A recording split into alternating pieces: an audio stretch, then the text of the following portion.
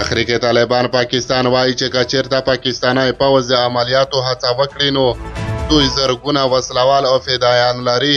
د پاکستان ټول ښارونه به په سره اور بدل کړي.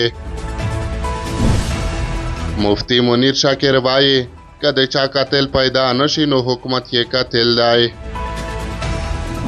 سلام ستړي مشئ پام وکړئ د یاران ټي وي یوټیوب چینل څخه دوه تازه او مهمو خبرونو ته.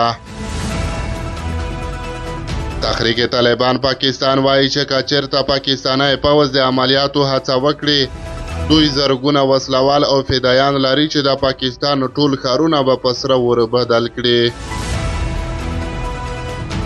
د تحریک طالبان پاکستان مشر مفتی نورولي مسعود وایي د تحریک طالبان پر ضد د پاکستان پوځ د عزم استحکام عملیات نشي کولای چې دوی کمزوري کړي. مفتی نورولي د پاکستان د هغو مذهبي او سیاسي ګوندونو د مشرانو مننه هم کړې چې دا د عملیاتو مخالفت یې کړی دی.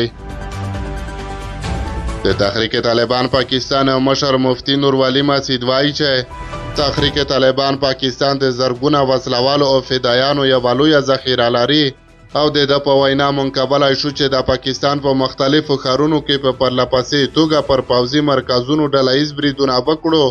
په پاکستان کې د پانګونې ټولې کورنۍ او بهرنۍ پروژې ناکامې کړو، خو دا مهال موږ د ملت او هیواد د ځینو ځانګړو سیاسي ګټو په خاطر د جګړې حالت په یو تعادل کې ساتلی، نو دا بې بنسټه عملیات موږ نشي کمزوري کولای.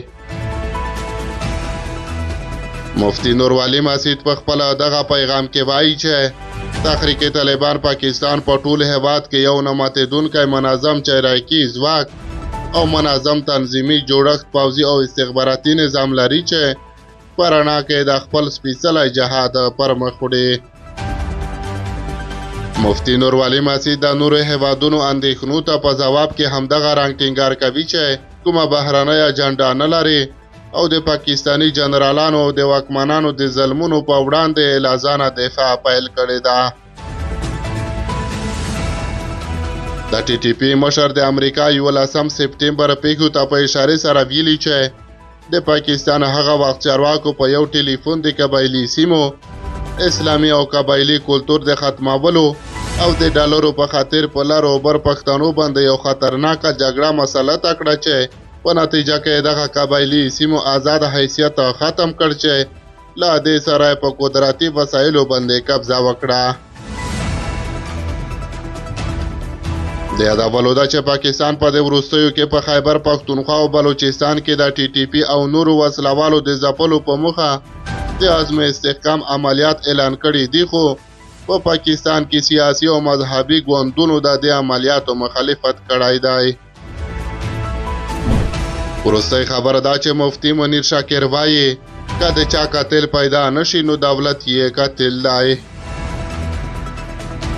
د پاکستان مشهور مفتی منیر شاکر د ګیلامن وزیر په جنازه کې د وینا پر مهال وایي چې که کوم سړی ووژل شي او قاتل یې ونه نیول شي نو د هغه قاتل په اصل کې حکومت دی. نوموړی ټینګار کوي چې د قومونو د پرمختګ یوازینۍ لار د هغوی اتحاد دی. بلخوا د عوامي نیشنل ګوند پښتونخوا صوبایي مشر میا افتخار حسین بیا ویلي چې ګیلامن ته د درملنې لپاره بهر ته د تللو اجازه ورنه کړل شوه، خو وژونکی یا قاتل یې بهر ته تللی دی.